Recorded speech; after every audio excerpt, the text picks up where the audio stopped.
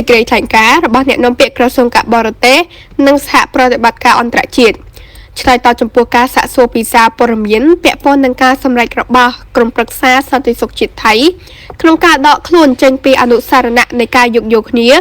ស្ដីពីតំបន់ទាមទារដែនសមុទ្រត្រួតគ្នានៃខ្ពង់រាបបាតសមុទ្រដែលបានចុះហត្ថលេខារវាងកម្ពុជានិងថៃកាលពីឆ្នាំ2001 MOU 2001អ្នកនាំពាក្យក្រសួងការបរទេសនិងសហប្រតិបត្តិការអន្តរជាតិនៃប្រជាជាតិកម្ពុជាសូមគូបញ្ជាក់ដូចខាងក្រោមដោយដែលបានគូបញ្ជាក់កាលពីថ្ងៃទី8ខែមេសាឆ្នាំ2026វាជារឿងគួរឲ្យសោកស្ដាយណាស់ប្រសិនបើប្រទេសថៃសម្រេចចិត្តដកខ្លួនចេញពីអនុសារណៈនៃការយោគយល់គ្នាឆ្នាំ2001នេះលើពីនេះការរៀបចំផ្នែកបច្ចេកទេសការចុះហត្ថលេខាលើ MOU 2001រវាងកម្ពុជានិងថៃ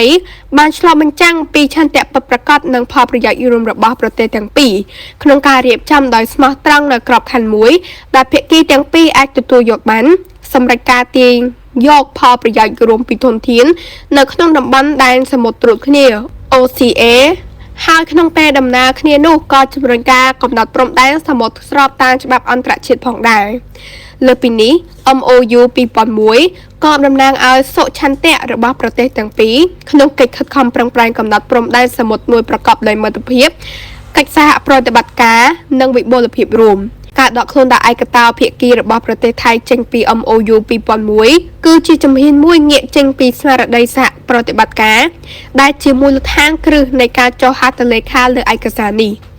ចំពោះកម្ពុជាវិញកម្ពុជានៅតែបដិញ្ញាចិត្តយ៉ាងមុតមម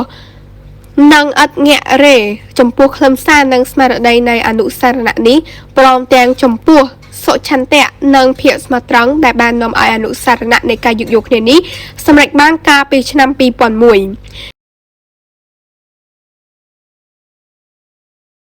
ថ្ងៃសុក្រ8កើតខែពិសាខឆ្នាំមមីអត្តស័កពុទ្ធសករាជ2569រាជធានីភ្នំពេញថ្ងៃទី24ខែមេសាឆ្នាំ2026នាងខ្ញុំសូមអរគុណ